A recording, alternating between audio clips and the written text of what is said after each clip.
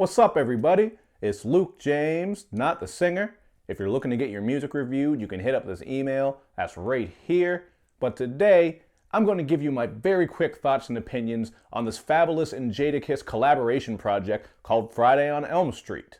Now, first things first, I know a lot of you probably aren't going to be too happy with this review since it is a rant. So just to get it out of the way, I want to make it clear that I respect Fabolous and Jadakiss. These are two New York legends who have a bunch of hits under their belt, as well as a bunch of great albums, so I can't take that away from them. I mean, Fabolous has been in the game for like 20 years, and Jadakiss has got to be pushing about 30 by now. So, all that said, I got respect for these two, but over the past couple of years, I haven't been a big fan of their music. There just hasn't been much coming from them that I've been a big fan of. Although I gotta say, when it comes to Fabolous, I did like some of those soul tapes he dropped. That was like, what, 5 or 6 years ago, I think? Some of those were pretty dope.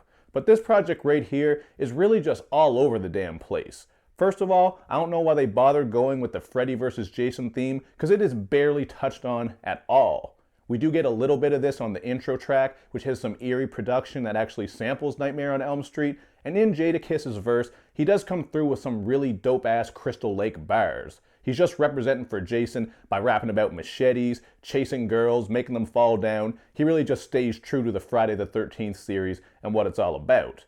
But on the flip side, Fabolous is on this song just rapping about Lambos, making Harold Miner and Hoodie Mello references. It really doesn't all come together in regards to what he was rapping about, but he does throw out the name Freddy at some point. And honestly, that's pretty much what goes on throughout this whole project. You just get bits and pieces here and there where they say they're like Freddy or they're like Jason. You do get some kill, kill, kill ad-libs, so that was a cool throwback to Friday the 13th.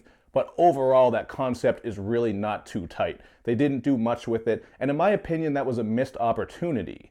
But another thing I didn't care for about this project is all these generic, watered-down trap tracks. Are you guys really wanting to hear trap music from Fabolous and Jadakiss? Like, when you see they're making a collaboration project, do you want to see them making generic, watered-down, boring-ass bangers with guys like Future, Yo Gotti, French Montana, and Jeezy? I mean, maybe you do. Maybe, especially if you're younger, you didn't come up with them, you might not feel so strongly about these two artists like I do, but that is definitely not what I want to hear from them. The song All About It in particular gets really bad as Jadakiss is doing this really awkward sounding auto-tune. Just the idea of Jadakiss using auto-tune is weird in itself, so once you hear it, you'll see what I mean about how awkward it is. And then Fabolous is doing some sing-songy flows on that track. This track is easily the worst one, along with Stand Up and the Stand Up remix. These are just very, very generic tracks, and I don't know why they bothered with them. But since I did mention some awful singing, I do have to shout out that terrible Swizz Beatz hook on I Pray. Swizz Beatz is notorious for coming through with bad hooks.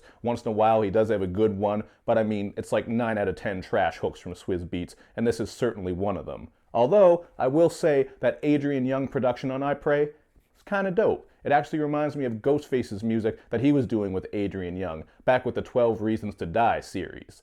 But to wrap things up here, I'm just going to go very quickly. I thought that theme music was one of the best songs on here. They're both just going in over this smooth Marvin Gaye sample, so it feels very organic and natural from these two.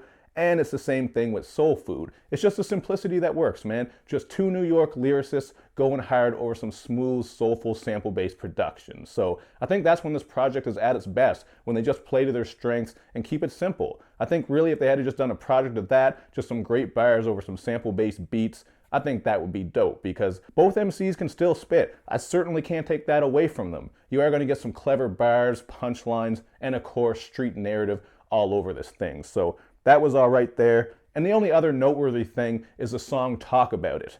On this track, we get some smoother production and a Tiana Taylor hook, so as far as the sound goes, it's just kind of nice and wavy, nothing too heavy. Certainly the softest track on here. And content-wise, this is their social commentary track, where they're going in about the year's hot topics. Racism, police brutality, Trump, etc., etc. So you can appreciate these two artists speaking on these things, but it really just kind of feels forced. I mean, it doesn't really fit in the track listing. It doesn't match up with the rest of the tracks, especially since they're just rapping about, you know, murdering people and shooting people on most of these songs. So then to have this track where you're trying to say, you know, we got to stop the violence, killing each other is wrong and shit, It just doesn't really add up. And they're not the only ones who do that. Pretty much every rapper is guilty of that. But I just think these types of songs have more punch when they're consistent with the track listing and the artist. In this instance, I just felt like this is one of those songs that was kind of shoehorned in there because they felt they had to do it. But I can appreciate them for at least wanting to speak on issues, and they do encourage other people in higher places to speak on these issues as well. So they get points for it. I'm just trying to say it didn't really fit in this track listing. It really did feel forced.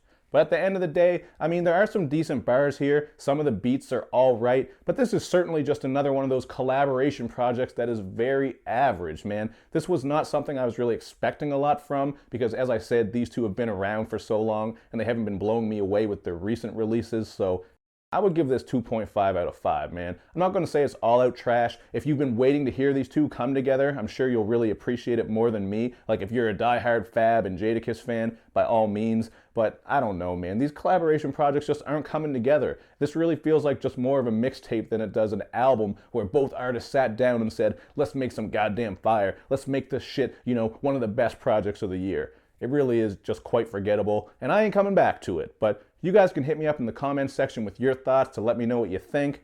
And of course, make sure you do all that good YouTube and social media stuff, man. You know how it goes. Check out all my sites, show me love, and show me lots of it. Thank you for watching, everybody. I will see you next time.